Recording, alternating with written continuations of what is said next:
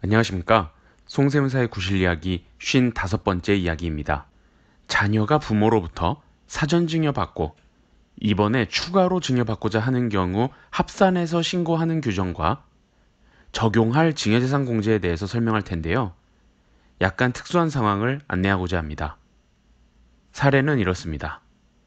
2016년 3월 아버지는 딸에게 현금 5천만 원을 증여하고 증여세 신고를 했습니다. 증여재산 공제는 5천만 원이니까 처음으로 증여를 받은 딸은 당시 낼 증여세는 없었습니다. 2019년 5월 아버지가 사망했고 2020년 9월 현재 이번에는 어머니가 딸에게 현금 1억 원을 증여하고자 합니다. 이번에 딸이 어머니한테 1억 받으면서 첫째, 약 4년 전 아버지가 생전에 주셨던 5천만 원을 이번에 합산해서 신고해야 하는지, 둘째, 증여재산 공제는 4년 전에 5천만 원 적용받았는데 이번엔 어떻게 적용해야 하는지 쟁점이 있는 사례입니다. 우선 일반적인 규정을 짧게 설명해 볼게요. 사실 저의 43번째 구실 이야기에서 조금 자세하게 다뤘었는데 그때 설명드렸던 부분을 다시 한번 말씀드리면 계산 구조를 보실 때 사전증여가 있는 경우 영향을 미치는 부분은 노란색으로 표시한 세 군데입니다. 우선 사전증여 재산을 합산하는 대상, 이번에 증여하는 시점을 기준으로 과거 10년 이내에 동일인으로부터 증여를 받았다면 이번에 증여받을 때 과거 받은 재산을 합산해서 신고해줘야 합니다. 그런데 동일인의 범위를 우리말 그대로 해석해서는 안 되고요. 사전증여 당시 증여자가 직계 존속인 경우 그 배우자를 동일인으로 봅니다. 그러므로 10년 내에 할머니로부터 증여받았고 이번에 할아버지로부터 증여받는 것이라면 이를 합산해서 신고해야 합니다. 할머니와 할아버지는 나의 직계 존속으로서 서로 배우자 관계에 있기 때문에 세법에서 말하는 동일인입니다. 다음으로 증여재산 공제 부분입니다. 성년인 수중자가 직계 존속으로부터 증여받을 때 10년간 증여재산 공제는 5천만 원밖에 적용되지 않습니다. 2020년 9월 현재 할아버지로부터 1억 원 증여받는다고 가정했을 때 두 가지 케이스로 정리해보면 첫 번째, 5년 전 할머니로부터 5천만 원 증여받은 사전증여가 있다면 이번에 신고할 때 과거 할머니로부터 받은 5천만 원을 합산해서 신고하고 증여재산 공제 5천만 원을 동일하게 적용합니다. 다만 이 경우 마치 증여재산 공제를 또 적용받는 것처럼 보일지라도 이번에 받는 1억과 과거에 받은 5천만 원을 합쳐서 1억 5천으로 신고하고 증여재산 공제 5천만 원을 적용하니까 사실상 이번에 할아버지로부터 받는 1억 원에 대해서는 증여재산 공제를 적용받지 못하고 온전히 과세 대상이 되는 셈이죠. 두 번째, 5년 전 어머니로부터 5천만 원 증여받은 사전증여가 있다면 이번에 신고할 때 과거 어머니로부터 받은 5천만 원을 합산하지 않습니다. 이번 증여자는 할아버지라고 했잖아요. 그럼 이 경우 증여세 신고할 때 증여재산은 1억 원이 되고 증여재산 공제는 0이 됩니다. 10년간 5천만 원 받을 수 있는데 이미 5년 전에 어머니로부터 증여받을 때 5천만 원 써먹었으니까 이번에 공제 못 받는 셈이죠. 사전증여 당시 납부했던 증여세액을 차감하는 설명은 생략할게요.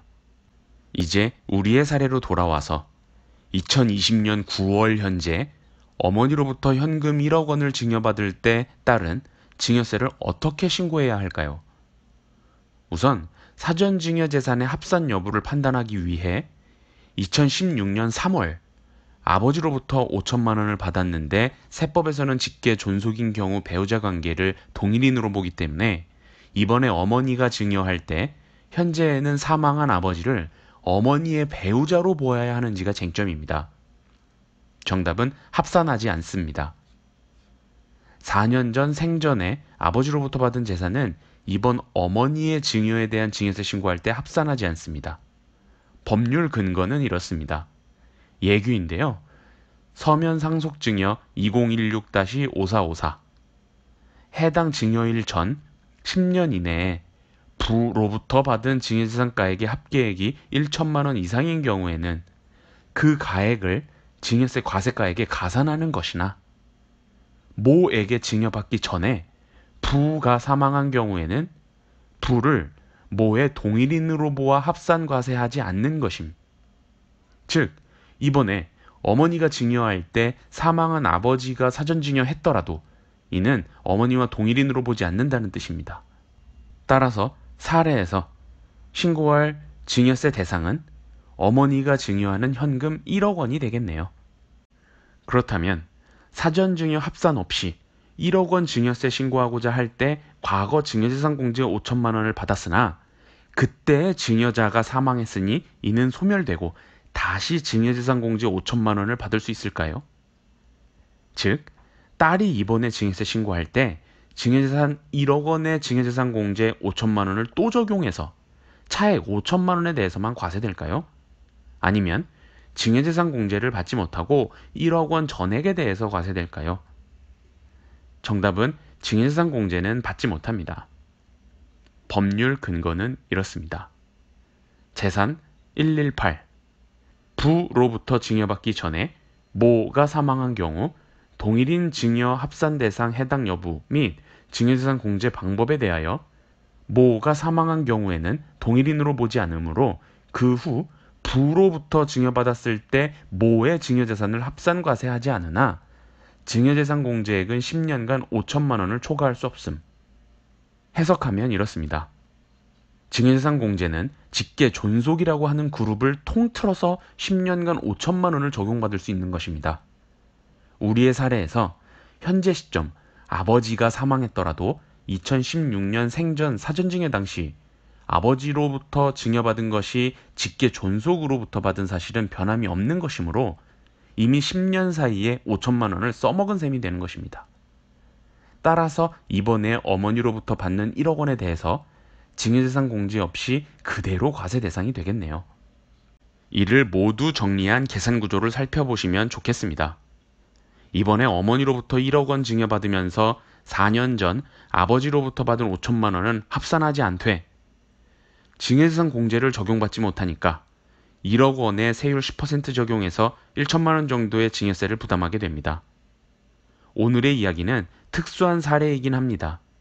제가 지금까지 동일한 건으로 유선으로 상담해 본 사례도 2건밖에 되지 않을 정도이기도 하고요. 너무 지엽적이지 않은 한 누구에게라도 해당될 수 있는 사례를 설명드리는 것이 목적이기에 컨텐츠로 삼았습니다. 자녀에게 증여하고자 할 때에는 부모 본인들이 사전에 증여한 것이 있었는지 재차 확인해야 할 뿐만 아니라 우리 아이가 조부모들로부터 받은 증여도 있는지 반드시 확인하셔야 합니다. 증여재산 공제까지 영향을 미치니까요. 이상으로 송세무사의 구실 이야기 55번째 이야기를 마치겠습니다. 감사합니다.